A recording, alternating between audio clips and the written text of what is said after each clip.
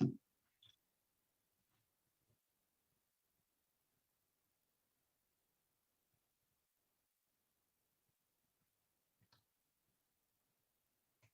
morning, everyone, and welcome to our Martin Luther King Jr. 2022 celebration here at Lake Michigan College.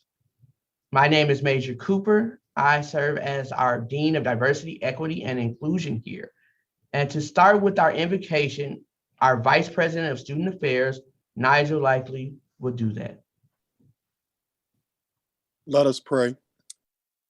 Eternal God, we thank you again for this privilege, for this opportunity to celebrate the life and the legacy of Dr. Martin Luther King Jr. Lord, we pray for your guidance and your wisdom as we go throughout this day, throughout this week. We pray, God, that you would give us the strength to continue to press forward and continue to move forward in the struggle. We thank you, God, for the opportunity just to reflect, to remember, and to move forward. We thank you for the privilege of gathering together collectively as a community to share in this work and to do this work well. We ask all of these things in your darling Son, Jesus' name, amen.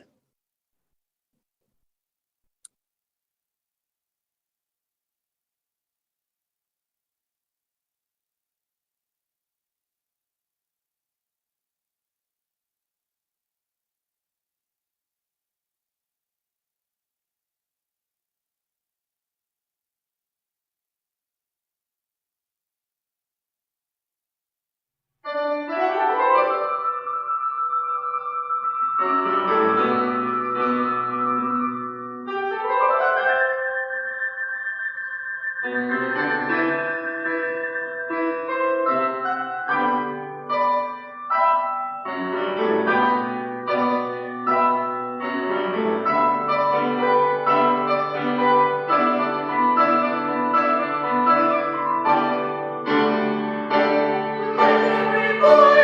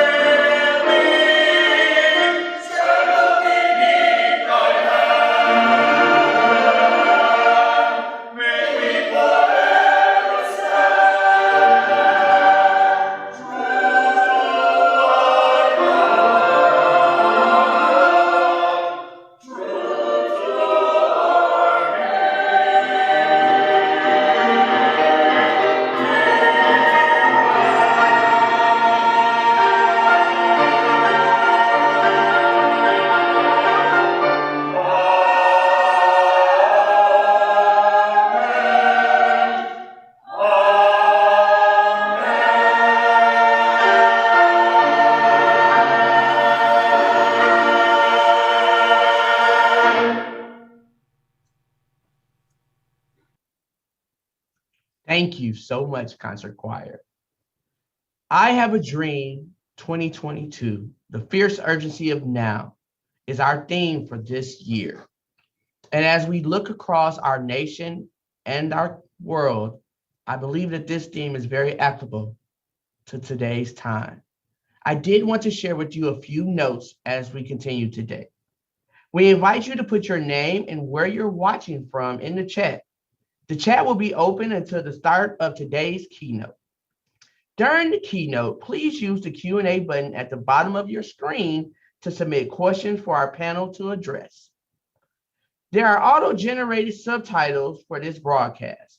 If you want to turn these off, click the live transcript button at the bottom of your screen, then click Hide Subtitle. This broadcast is being recorded and will be available to view and share at lakemichigancollege.edu/MLK. And now we will have a welcome from Lake Michigan College President, Dr. Kabowski. Good morning, everyone, and it's an honor to be here this morning with all of you and our community members. This is a long-standing activity at LMC, but pandemic did one good thing for us. At the start of the pandemic, when we realized that we would probably go virtual, we took that opportunity to re-envision what we do here for our community, and we brought community members on. So I'd like to thank all of the committee members, LMC employees, and throughout the community for putting together an outstanding event this morning. Before we get started, we do want to acknowledge the King family's request to forego celebrations until voting legislation gets passed. While we recognize that and appreciate that, nationally there are a lot of things going on, but we felt it was still important locally to bring our community together, learn together, and celebrate this week. So on behalf of the college and all the sponsors and the committee members, welcome to MLK Day.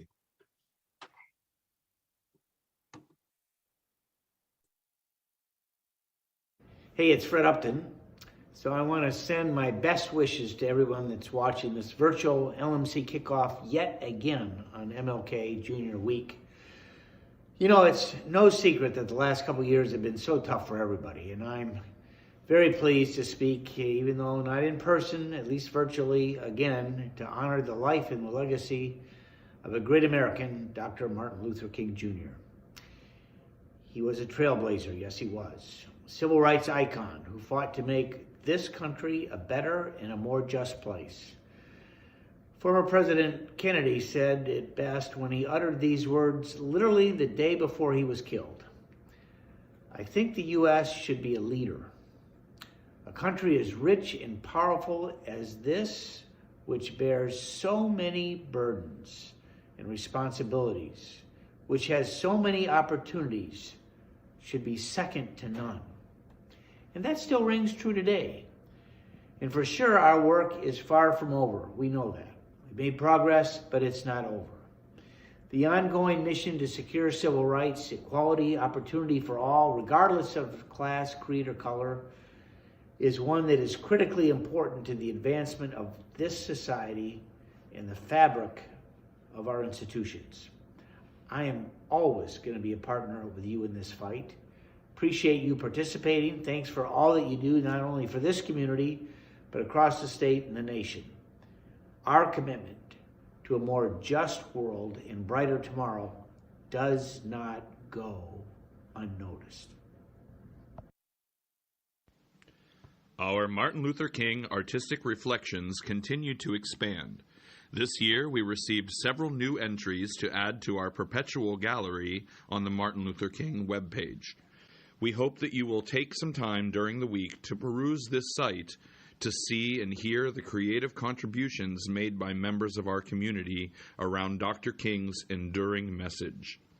Some new entries this year include a poem entitled Thoughts of an Old White Lady by Diane Chenault, and a 7th grade art project from Scott Morgan's class at Eastside Connection School in Niles. It is my pleasure to share the first of our artistic reflections for today's festivities, a spiritual Let Us Break Bread Together, arranged by Moses Hogan and sung today by All God's Children alumni and Lake Michigan College musical theater alumni, Cameron Hampton.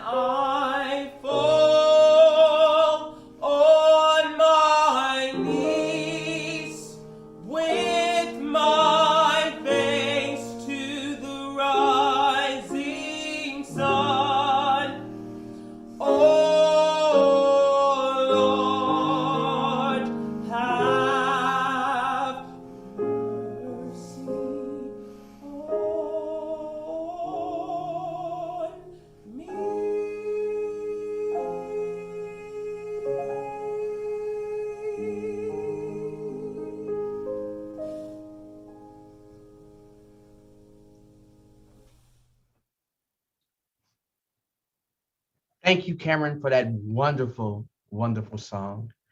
And now I would love to introduce our keynote for today. She is a great collaborator, community activist, and now she serves as the Vice President for Health Equity at Spectrum Health. I introduce to you Dr. Lynn Todman. Thank you, Major, and good morning, everybody. Thank you. I'm honored to be here this morning to do this keynote. And as Major said, my name is Lynn Todman. I'm Vice President of Health Equity at Spectrum Health. And I'm joined this morning by my colleagues from Lakeland, Nikki Britton, who's the Executive Director of Population Health, and Corey Smith, who's leading our efforts to evaluate all the health equity work that we are doing at Lakeland. I want to, before I begin, acknowledge the words of Martin Luther King III, who said no celebration without legislation. And this was just recently, as Dr. Kubach said, these events had been planned, but I want to acknowledge that statement that he made and that we are still fighting for the basic rights that were supposed to be guaranteed by the civil rights legislation of 1964. I just want to acknowledge that. Full disclosure, and admittedly, when I was asked to be the keynote speaker for this event, I wondered, what can I possibly say that would be notable as a keynote? What would be memorable? And what would do justice to the work that Dr. King was so deeply committed to? And I wondered, what could I talk about in this current climate when our nation is so deeply, deeply divided? We're divided physically because we're trying to navigate a virus, a highly contagious virus. And of course, we all know that we're divided politically, and that often it's problematic to have a conversation or find middle ground with groups and people who might think differently from us, even if those people are our friends and our families. And I wondered, in that context, what could I say, what could my colleagues and I say that would add value to and honor the work of Dr. King? And after some thought, I considered the idea of allyship and the fact that the work that King required, the work that King did and the things he accomplished were built on foundations of allyship. And so Nikki, Corey, and I are going to talk about allyship, what it looks like in our efforts to push for civil and human rights, and what we have learned personally as human beings, as individuals, in our efforts to be allies in the work to push for human rights, including the right to health and health care. Next slide, please. So it should be no surprise to any of you that our nation has always been and continues to be highly segregated. Segregation in our nation has been sanctioned both by our legal system and by social convention. Laws like the Jim Crow laws, which emerged right on the heels of the 13th Amendment, which legally abolished slavery. Jim Crow laws that started to become apparent as early as 1865 made segregation of Blacks and whites legal. And healthcare facilities were also segregated, either by law in our southern states or by convention and social norm in northern states. As a consequence, hospitals, clinics, doctors' offices were all segregated, often under the threat of law. You can see here, waiting room for colored only by order of the police department. And I thought it was notable, this piece that was in an Montgomery, Alabama newspaper, celebrating the erection of separate hospitals for Black people in Alabama, stating Alabama's colored population is quickly getting some of the best and most modern hospitals money can buy. Blessed Martin de Porres Hospital for colored patients. This is a significant step toward achieving medical facilities equivalent to those provided for the state's white population. And in Birmingham, just a drive away, there were efforts to start to build that city's first all-colored hospital. Add to these the colored hospitals already existing and the wings set aside for colored patients and the several other hospitals springing up all over the state, and you get a picture of how conditions have improved for Alabama's colored. This was our reality less than a century ago, 70 years ago, the legal sanction of segregation. And we live with de jure, de facto segregation today. Next slide, please. So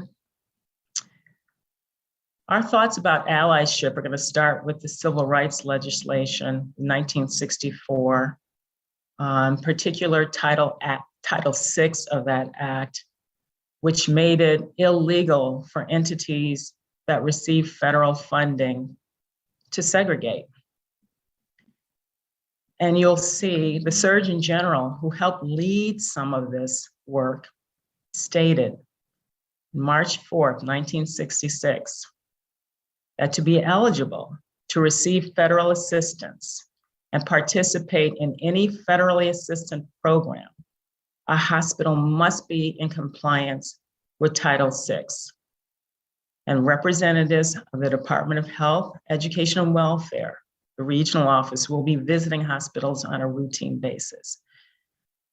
I point out that statement because this is an example of allyship in this work. And it was just a few weeks later when Reverend Dr. Martin Luther King Jr. said in a speech to the National Convention of the Medical Committee for Human Rights, "We are concerned about the constant use of federal funds to support this most notorious expression of segregation." And in fact, the actual quote that Dr. King made that day was this: "Of all the forms of inequality, injustice in health is the most shocking and the most inhumane because it often results in physical death." Note, he uses the word health, and we've defined health very broadly in our work. And he also acknowledges that it results in physical death. This is the actual quote that he used that day and has been shifted a little bit over the course of the decades.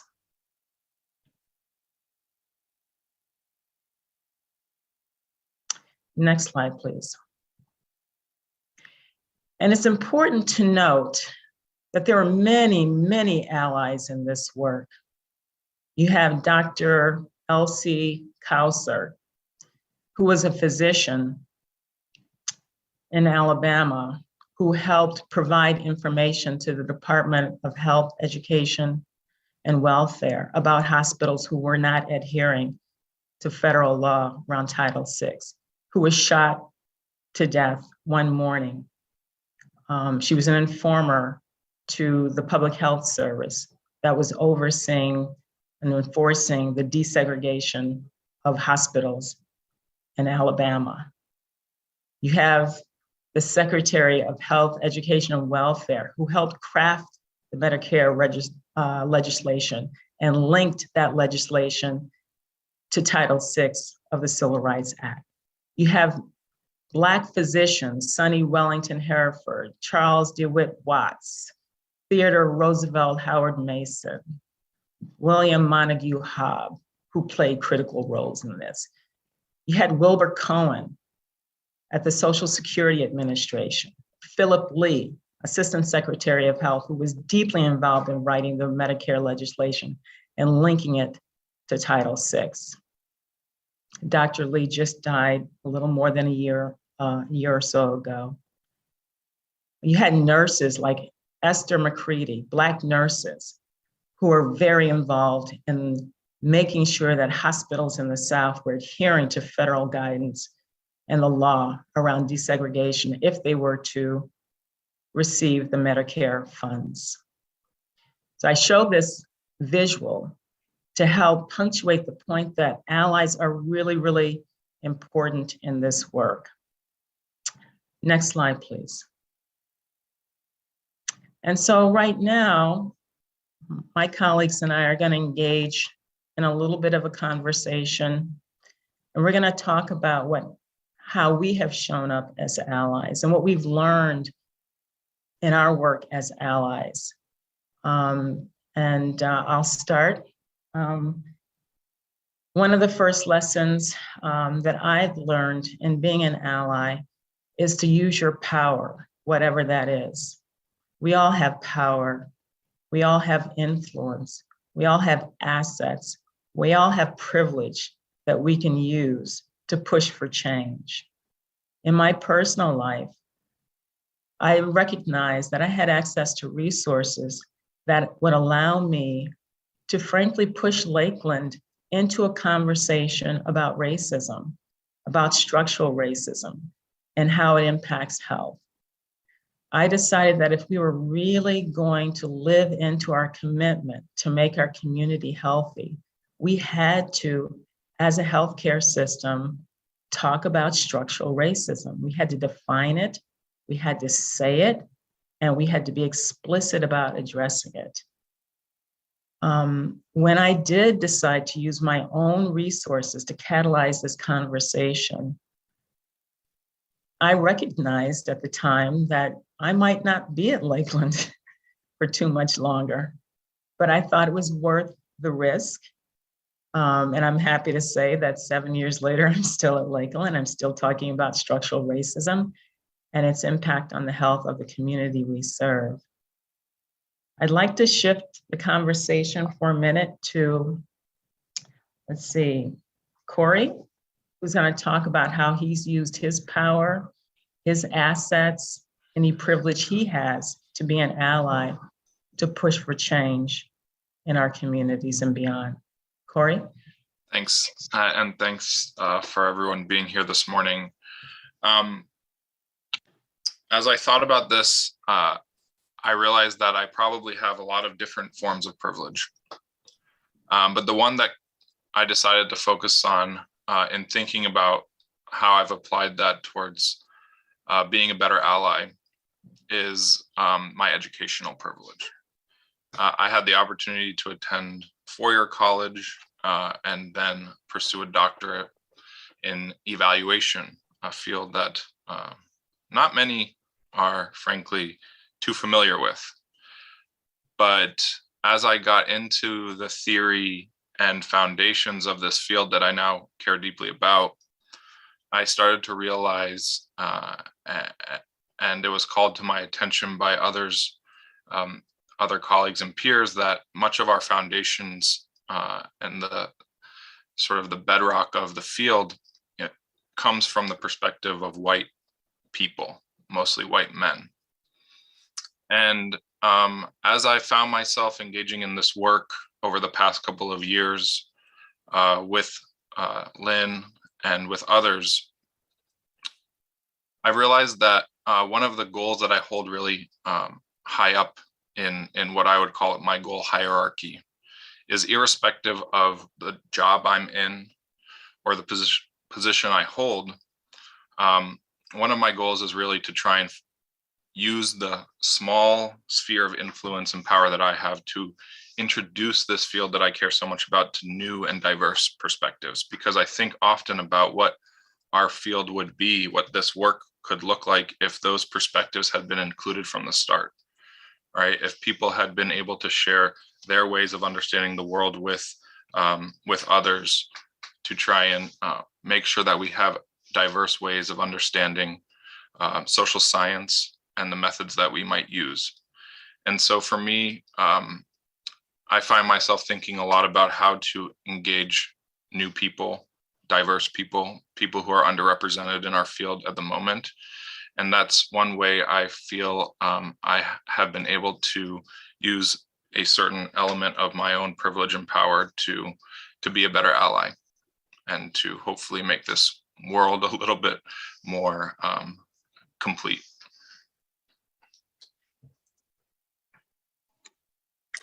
Thank you, Corey. Nikki?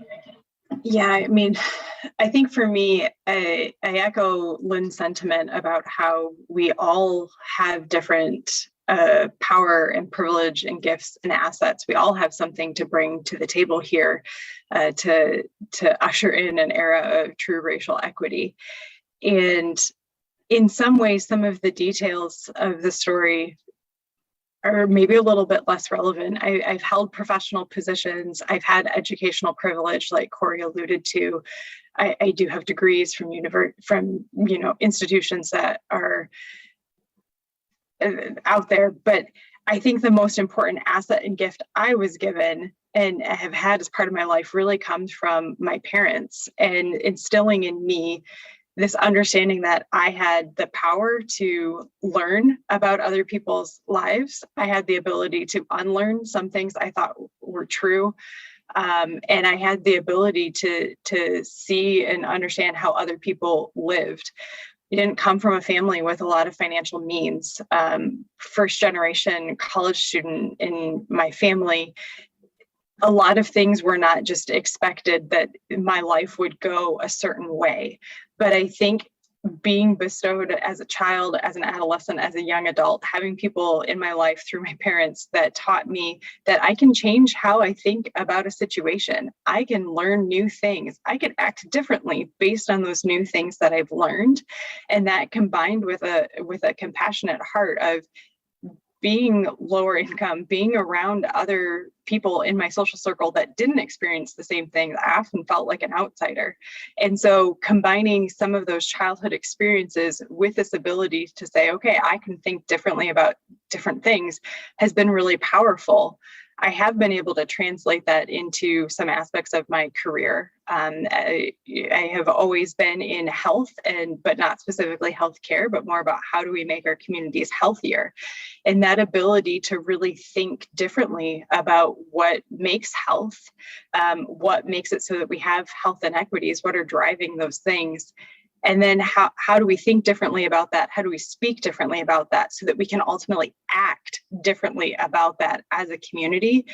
That is incredibly powerful. And it doesn't require an official position. It requires the power to change our thinking, our behavior, our words. Thank you, Nikki. And, I'll just say, a theme that I heard from both of you is that, again, we all have assets. We all have power. We all have privilege.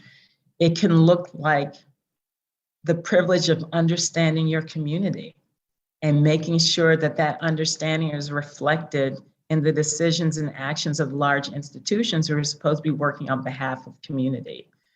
It's really important to know that those assets, the privilege looks different and is very diverse. Another lesson that we have learned, and we had several conversations as we prepared for this, but the importance of being in deep relationship with the groups, the people on whose behalf you are working. Often large institutions will make, with best intentions, decisions and engage in actions that are completely devoid of the voice and the perspectives and the understandings of the groups on the behalf of which they work. And so it's been really important to be in deep relationship with the communities. It's been important for me to be in deep relationship with the communities that I work on behalf of. And Corey, you've done a lot of work in that space. And so if you could share your thoughts about what it means to be in deep relationship with community. I'm not going to lie, I struggled a little bit to figure out what I wanted to say to this because, relationships are something that in some ways are natural to humans, right? Social networks are the glue that make up our communities.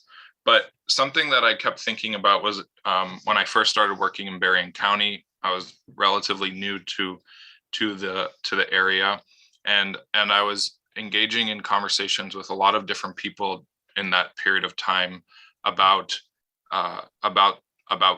mainly 49022 zip code, Benton Harbor, and trying to better understand the context, the dynamics, and the history.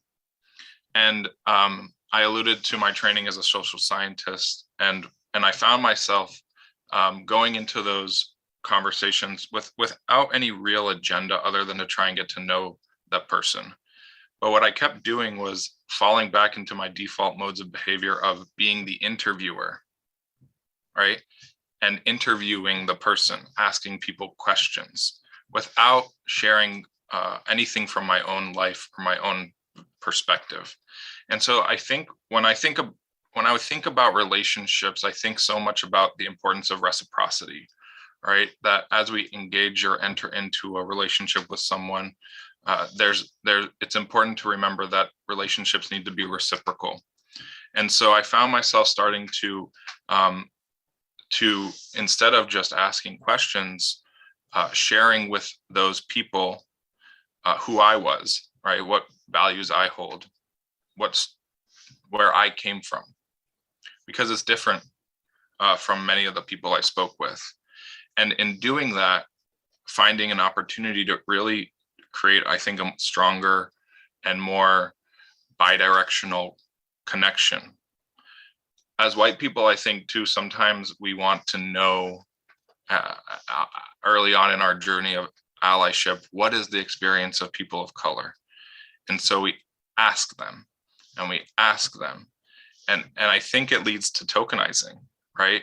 And I think we forget about our own stories, and that if we really want to be in relationship with people, we have to be able to share parts of ourselves, right? Even in preparing for this, we found ourselves, the three of us, sharing things with one another that perhaps we hadn't shared with one another before.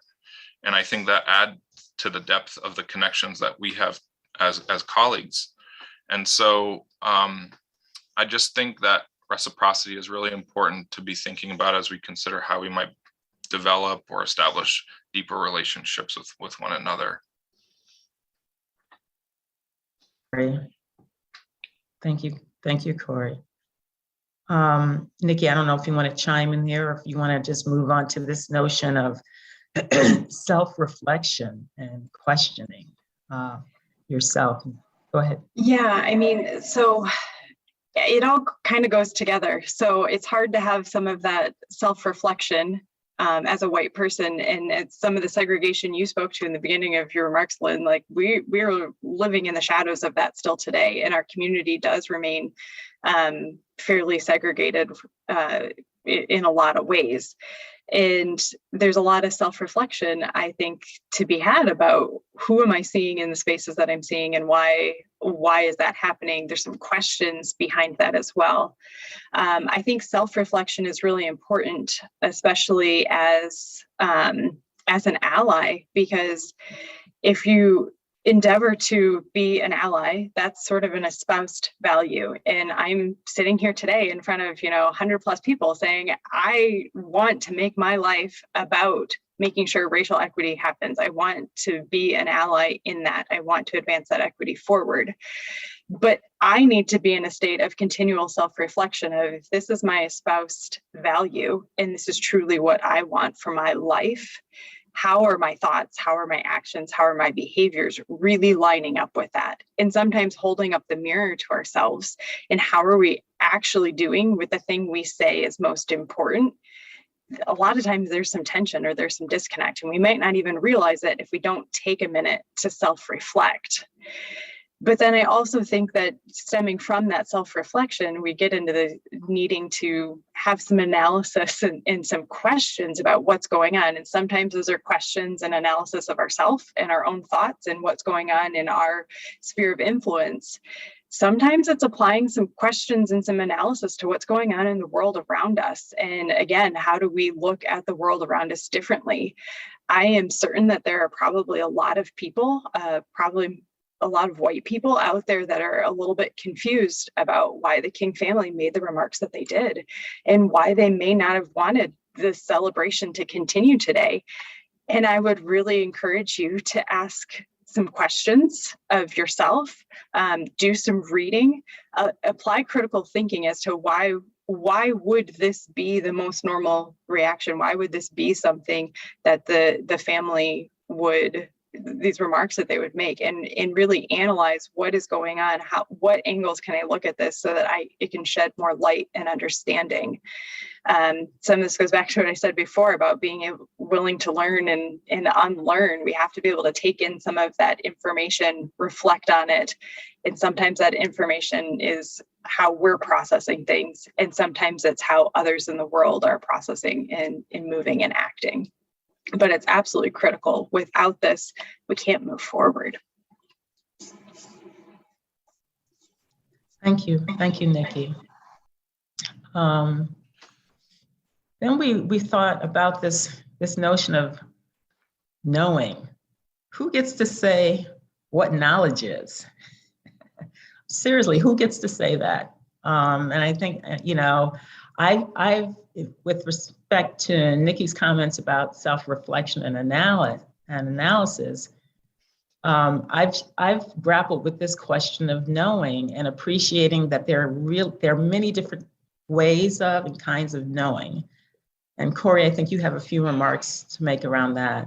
And I want to read a quote from Dr. King's autobiography. And it comes from a time where he was in Montgomery as the pastor of Dexter Street Baptist Church, and was being pulled between two groups who both wanted to tackle segregation in different ways. And they were a bit at odds with each other. And he wrote and concluded that anyone who starts out with the conviction that the road to racial justice is only one lane wide will inevitably create a traffic jam and make the journey infinitely longer. So here we are today, celebrating Dr. King's legacy. Others have chosen to forego these kinds of conversations and events, right? That doesn't mean that we don't share the same end goal, right? We don't share the same achievement of justice and equality for people at the voting booth. And neither one is necessarily wrong or right? The fact is that there's space in this work for everyone. And there's space in this work for different kinds of ideas for how to get to a certain endpoint. And I think I love this quote because it at once sort of recognizes that people have those different ideas, and that it also encourages us to think about collaborating and making space for others, right? Other ways of knowing, frankly. Other ways of knowing about the world, other ways of knowing about what truth really is. I think one of the things that I struggled with early on was thinking that there is a singular truth, right? Science teaches us that research and data and facts equal truth. But I realize now that it's much messier than that, right? That every single person in some ways has their own truth and interpretation and experience with a particular thing. And that frankly just fires me up, right? It makes me more curious because I want to know what those are. I'm really interested in what people might think and how they might think about something differently than me, because I think through that kind of conversation, we get closer to the opportunity to achieve the mission we've set out for ourselves, whatever that mission may be. And so that's kind of what I think about different ways of knowing. I think we have to be curious, we have to be respectful, and we have to be willing to make space for people who might think differently than us. Thank you, Corey. And then this next one, I'm going to turn over to Nikki, this notion of being authentic. And don't try too hard. And I think this is something that I see white people do a lot, trying too hard. But Nikki, can you speak to that?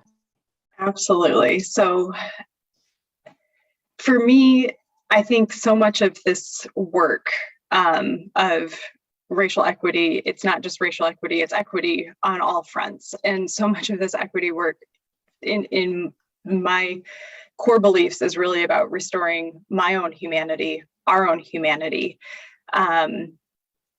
There's so much of the beautiful human nature that gets really lost when there is oppression and when there are oppressors. And to be able to restore some of that humanity and find pieces of that are really important in us even understanding what authenticity can mean to us. So there's so much to be gained by doing this work. And I think I've experienced this, I've witnessed it, just like you said, Lynn. So often white allies, white people, as they're coming along in a journey, learning a little bit more about the world, they've done some unlearning, they've done some learning moving forward. it's almost like it starts to become a bit of a performance instead of acting from a very authentic core that wants to see change, that wants to continue growing, that wants to do all of these other things, wants to use power, wants to be in deep relationship, self-reflection, all of those things. It almost starts to get substituted with this performance of, let me show other people and let me go say the thing in the meeting, or go have the conversation with a friend, or post the thing on social media that will make me look or make other people know that I get it. Like, I get it. So I'm going to sit here and I'm going to say these things. And even if some of the statements that are being made are accurate, maybe they do need to be said, there just seems to be a point in a lot of white people's journey where it becomes more performance art than actually authentically doing the internal and the external work. And I would really just like to let all of the white people know, like, this is normal. This is a little bit normal of a part of your progression.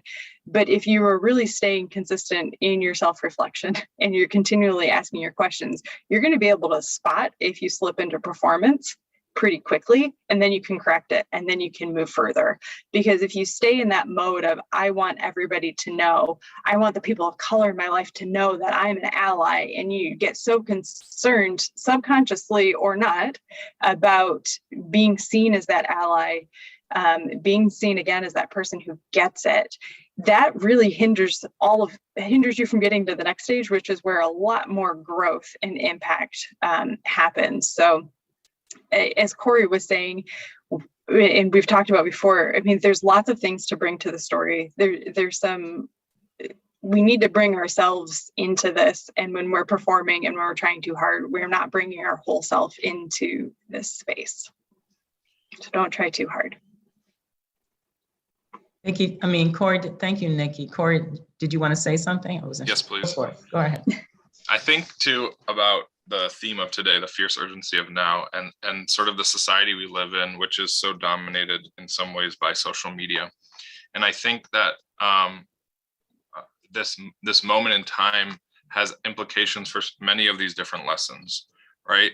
The pandemic and the lives we live online sometimes hinder us from being in deep relationship with one another, right? They hinder us from being open to analysis and self-reflection and questioning, because we don't have to see the other person on the other side of the screen who we might be engaging with in a argument or some kind of debate, right? It also prevents us from recognizing different kinds of knowing, right? Because we, again, are isolated in our own bubbles, in these echo chambers at times, and we aren't making intentional attempts all the time to try and really get a perspective from people who might think differently from us. And then to Nikki's point, it sometimes makes it harder to be authentic, right? Or to do the real work that Dr. King and so many others were engaged in, and frankly, who so many activists today are still engaged in. And so I think the theme of today is really prescient, right? And we are in a moment where we have a choice. We still have a choice as people to go forward and to do something differently to heal this division that exists. So I just wanted to make that comment. Thank you, Corey. Allyship. We fundamentally all want the same thing. And I'll close with, anyone can be an ally. As you know, there's different assets and power that you can leverage. There's different kinds of relationships you can get engaged in. The reflection, the different kinds of knowing, it can be done by anyone. And it's also important to know that this journey of allyship, and I've had my journey not necessarily in the space of racial equity, but in other forms of equity, I've learned that it's not a linear process. It's dynamic, and it's very, very personal journey. And I have thanked my white colleagues, Corey and Nikki and others, for actually exhibiting the personalness of this, very personal, deep personal conversations that speak to the nonlinearity and the personalness of these journeys. And I just want to punctuate that point, that it is dynamic, it's not a straight line, and it's a very personal journey for each of us. I'm aware of the time, and I wonder if Corey and Nikki have any last comments they want to make, or we move to the last slide. Okay, why don't we move to the last slide? And King says, unity is the great need of the hour. How could he have known in 2022, we'd still be saying this with such conviction? And if we are united, we can get many of the things that we not only desire, but which we justly deserve. This is a very apropos statement that he made, very prescient for the times that we're living in now. So that concludes our remarks, our thoughts about allyship and the importance of allyship in this work to pursue racial justice and specifically in the work that we do, health equity. And I thank you all on behalf of Corey and Nikki. Thank you all for coming this morning and listening to our remarks. Thank you.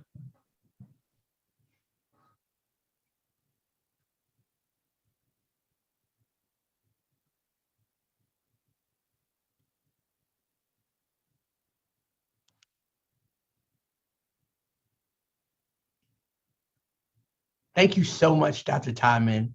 And thank you to Corey and Nikki as well for your authentic, honest words. We truly have learned something, and we appreciate all the work you all will continue to do.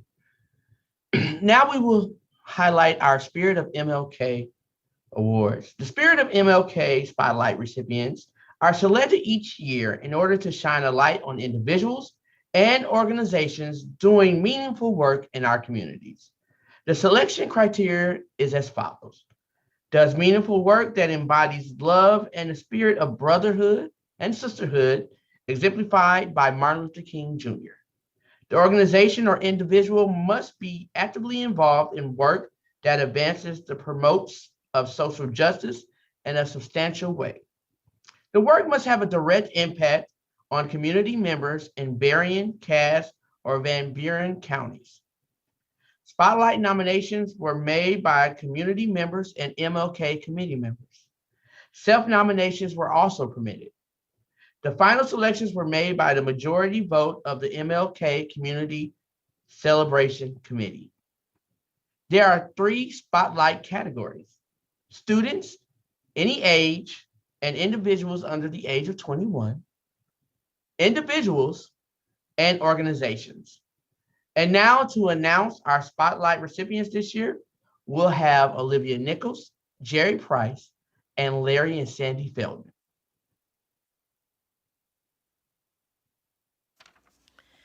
This year's Spirit of MLK Spotlight for an individual shines on Diane Young. Diane Young has been employed with Michigan Works for over 27 years. She has worked in various capacities, but enjoyed working with people above all. She is most proud of her accomplishments achieved in helping at-risk youth and adults reach their true potential. Her current position as manager of Business Resource Network allows her to do what she loves best, serving others. She has been committed to giving back to the community and volunteers annually with the following agencies: United Way of Southwest Michigan, Women's Service League, Department of Health and Human Services Operation Good Cheer, Berrien Community Foundation, Benton Harbor High School Concessions, Rural Pool Maytag Ironman 70.3 Steelhead, Senior Citizen Center, Emergency Shelter Services, and the Salvation Army Men's Shelter. Some of her achievements include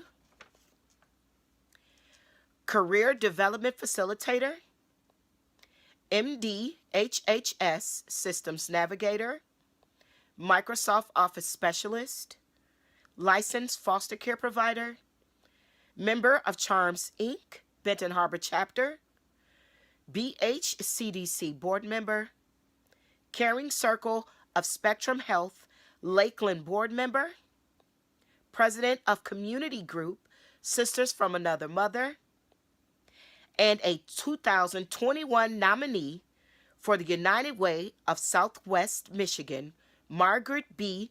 Upton Volunteer Leadership Award.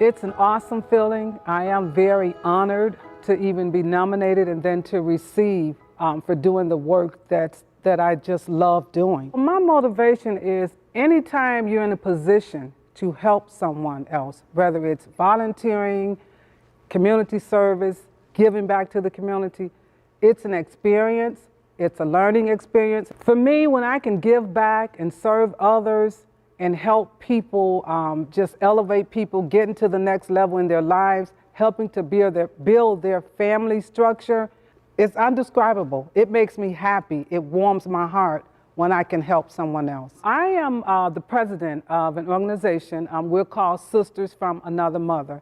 And we came up with that name because we're different in every sense, but we share the same passion for people in community. So we're sisters because of who we are and what we share and our desires to make a difference in the community. One of the most rewarding for me is we do dinner down at the men's shelter in Benton Harbor. We not only cook and serve them food, but we provide care packages. We bring in a barber to do haircuts. Michigan Works has a closet, a clothing closet. So for the young men, I invite them to come down and pick out interview attire. When they go for job interviews and don't have the proper attire, we have button-up shirts, dress pants, shoes, ties. And these are donated from gracious people in the community that just know what we do and who we serve. And so that is one of the most rewarding for me because those men in that shelter, I tell them that it's just a transition period. They're just at a time in their lives where they are at the shelter right now, but it's only temporarily. And so we just go down there and love on them and show them that we care, people care, the community care, and we provide a lot of services. We partner with West Michigan Feeding America. There's always food shortages for many people in our community. We serve anywhere from 100 to 150 families. We do once a month mobile food trucks down at 499 West Main Street. There's a huge need for volunteers. And not just at Michigan Works. I'm on social media a lot, Facebook, a little bit of Instagram. I share my email address all of the time, inviting folks that have a desire or interest to volunteer. You don't even have to be a member of our group. We love volunteers. We have folks that come and volunteer with us that are not members, but because they want to volunteer, they like the work, they see the work that we're doing. We also work with Berrien County, the volunteer service that they have. Now these are volunteers that are mandated to do community service hours through the courts. But even in that, they're meeting people, they're learning new things, and some of them, even when their hours are completed, they come back and volunteer because they enjoy it and they like to be a part of giving back to the community. I just would like to say I'm thankful, very thankful for this moment. I love what I do when it comes to community service, serving the others. A big part of why I started, 3 years now we've been in existence, the women's organization. We have 25 members. It is to provide love, to see more unity, in Benton Harbor, St. Joe, Stevensville, and surrounding communities. We've partnered with a lot of other agencies that see the work that's being done and know the importance of collaboration and coming together.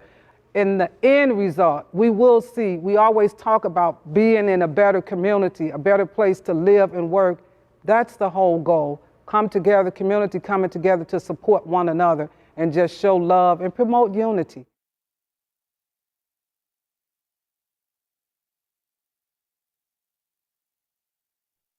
This year's Spirit of MLK Spotlight for an Organization shines on the Benton Harbor Boys and Girls Club. The Boys and Girls Club has served youth in Southwest Michigan since 1998. The club provides after-school and summer programs promoting academic and career development, along with character and leadership skills. The club highlights its promotion of healthy lifestyles for nearly 1,900 youth and teens at their two locations, which is the Feddick Youth Campus and the Jolie Smilo Teen Center. As well as operating out of those two campuses, the Boys and Girls Clubs has programs in Benton Heights, St. Joseph, and South Haven. We encourage you to learn more about this wonderful organization by visiting www.bgcbh.org.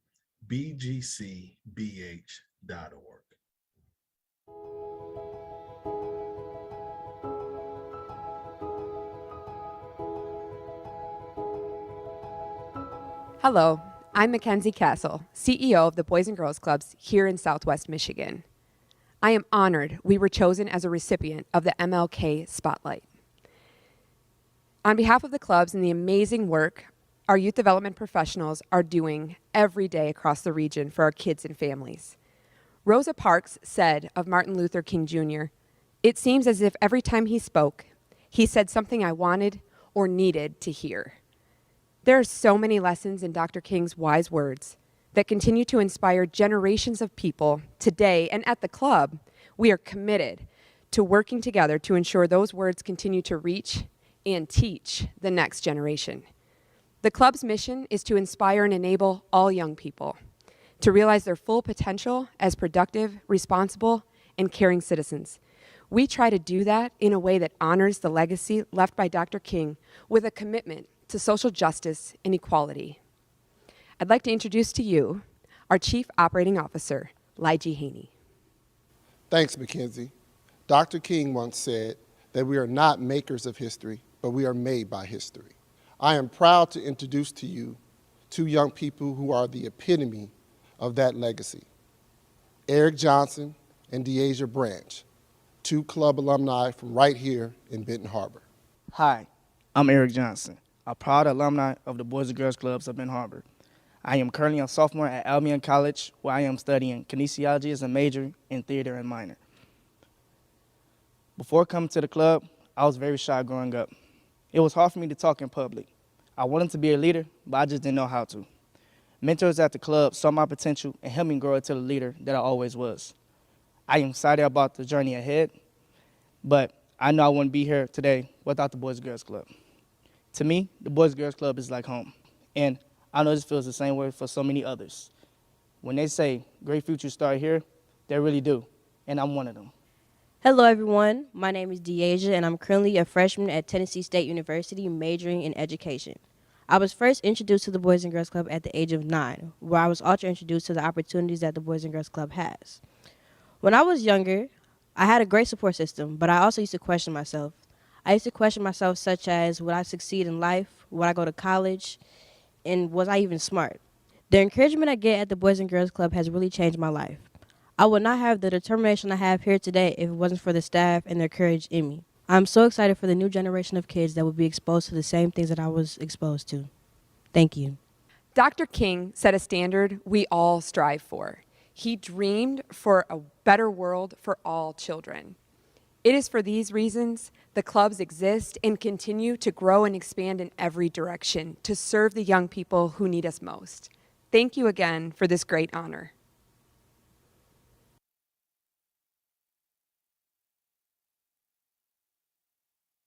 We are delighted to introduce the 2022 Student Spotlight Award recipient, Einish Shintrey. Einish and his younger brother, Ani, were longtime members of All God's Children Choir. Einish is currently a senior at the University of Michigan with a special interest in documentary filmmaking.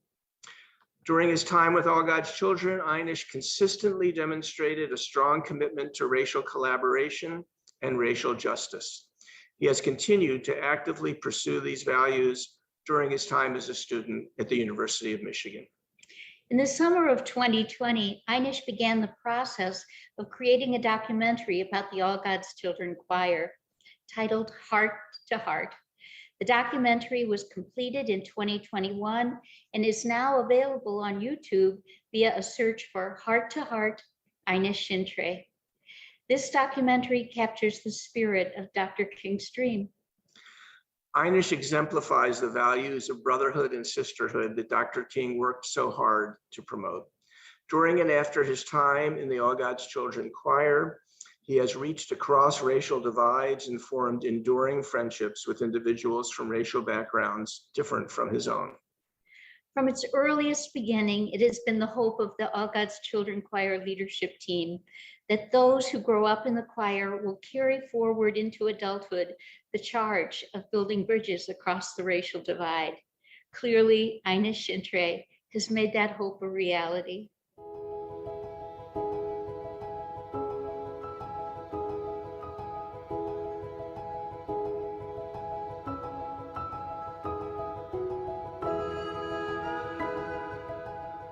I feel shocked, I guess, surprised, but deeply grateful that I was selected for this award. I joined All God's Children Choir when I was in 6th grade.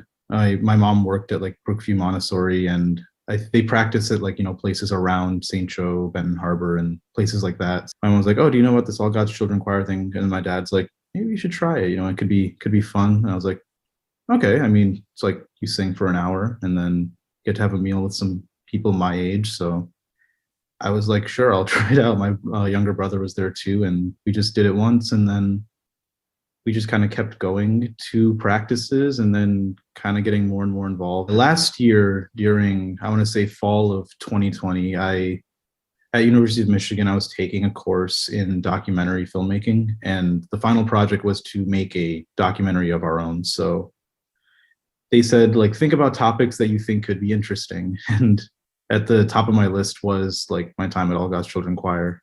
I thought that would be a great topic to explore and sort of share about, and an important topic that I wanted to sort of bring to light for other people. When I was in All God's Children Choir, I made like a lot of friends, and like I kind of, I guess, lost touch with them when the pandemic started, and it was kind of a nice way for me to like rediscover the choir and the connections that I'd made within it, because I feel like I kind of lost sight of it a little bit when everything kind of got a little crazy. My mom is a school teacher. My dad was on the board at the school, and they both have worked for like many years, just like, for the community and for like the children in the school. And they inspire me to strive to do similarly. Other people is, we have family friends, Mr. Mark Moreno and Miss Laurie Moreno. They also give back to the community. It's not like for fame or for any like thing like that. It's just because they want to give back. Yeah, for Larry and Sandy, they're also two people that I find very inspiring and very important people in my upbringing, and even now. I owe a lot to them, and I'm glad that they've been a part of my life for as long as they have, and hopefully for many years to come. I didn't really join any of these projects with the mindset of I'm going to change anything major. I did it because I thought it'd be a cool experience, and might as well try. And I hope to in the future become a writer, director, or producer in Hollywood, or honestly like anywhere that inspires me. Those are things that inspire me, and those are the things that I look forward to doing every single day, and hopefully one day be able to achieve.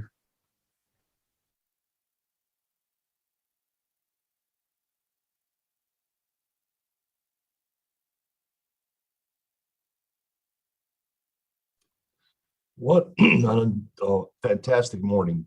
With the pandemic raging on, one thing we talk about here at LMC is self-care. How do we keep ourselves up and positive? And things like this morning give me that boost of energy that I'm going to take forward the entire week. Well, this has been a great morning, and there's a lot of volunteers who helped make this happen. It doesn't happen without funding. And so I'd like to recognize our sponsors for this event, starting with Whirlpool Corporation. They have not only been a funding sponsor, but they have been a leader in our community on issues that Dr. King preached. And so I would like to recognize them and their participation for helping us put this on today, as well as Southwest Michigan United Way and Connexus Group. And I believe we have some videos from those two organizations.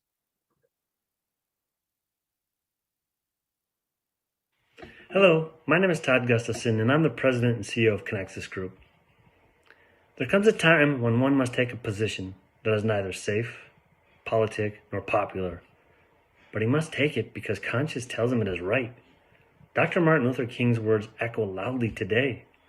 LMC made a decision a long time ago to echo those words and to lead the community in celebration. So we at Connexus Group thank Dr. Kabowski and LMC for continuing and expanding the opportunity to honor the enduring ideas and vision of a Baptist minister and activist who profoundly changed our country. We're honored to be a sponsor, and we hope you embrace the ideas of Dr. Martin Luther King as LMC and the community have. Thank you. 59% of third graders in Berrien, Cass, and Van Buren counties are not meeting reading proficiency. 42% of households struggle to meet their basic needs. Nearly 1 in 5 adults struggle with poor health. More than 1,500 children experience homelessness or don't know where they're going to sleep at night. Every day together, with hundreds of corporate partners and thousands of donors and volunteers, United Way fights for the health, education, and financial stability of every person in every community.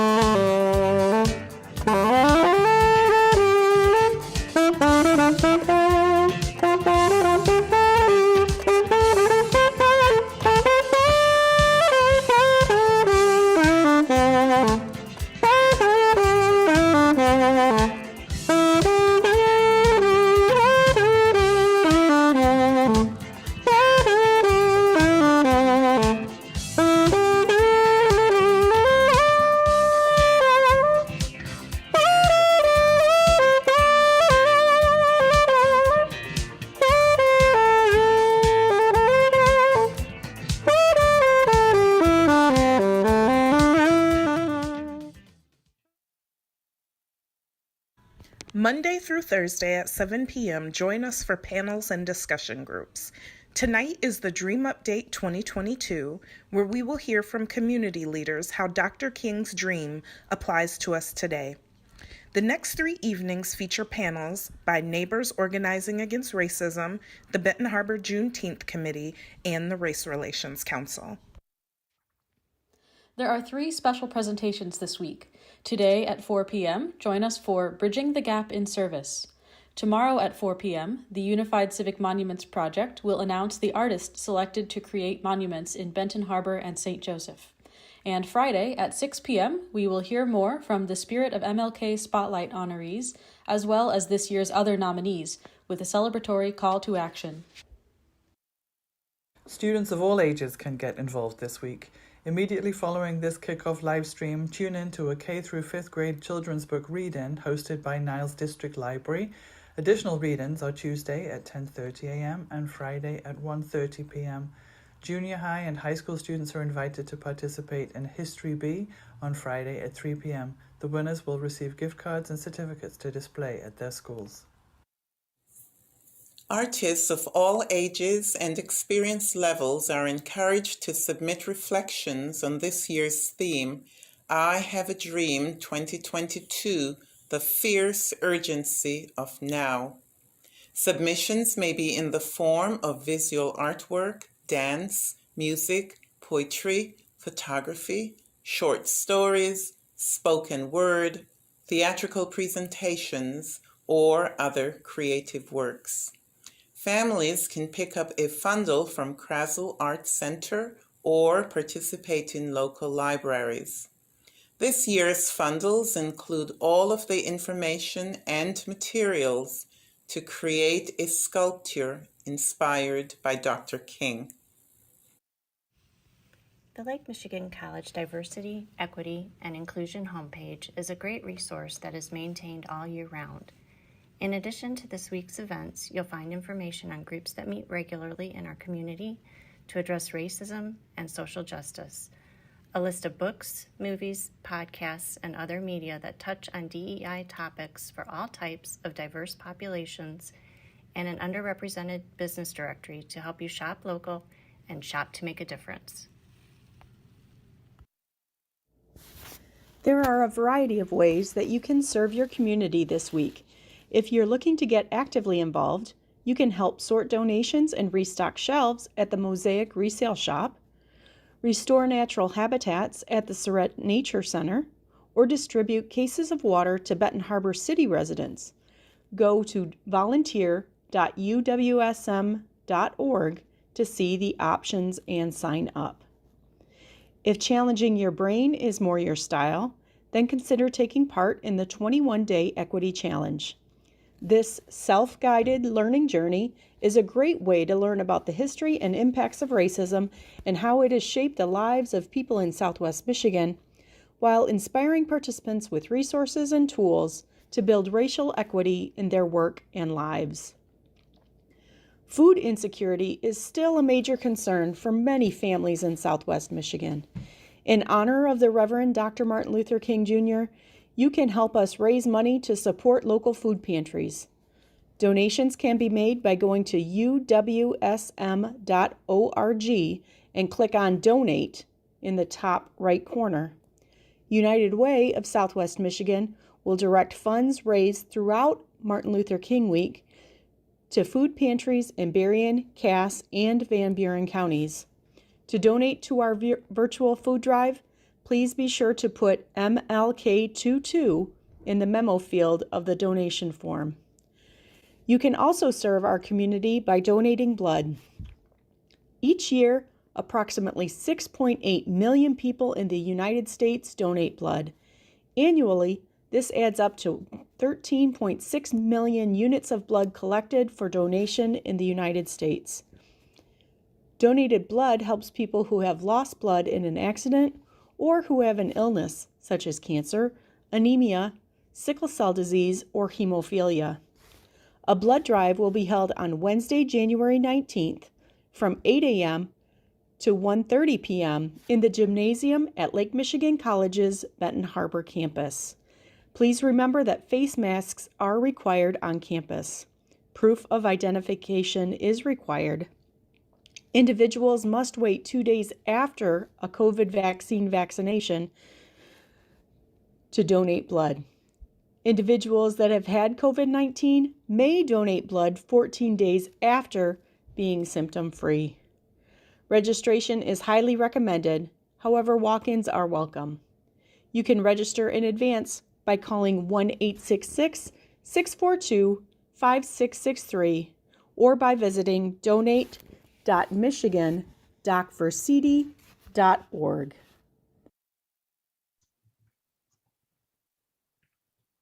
Hi, welcome back. As you can see, we have a lot of great events scheduled for you virtually this week, as well as ways that you can serve your community and others. I want to take this time to thank all of my committee members for this great celebration this week, as well, and especially my co-chairs, Grace, Mike, and Jen. And now we'll end with another performance by our Lake Michigan College Concert Choir.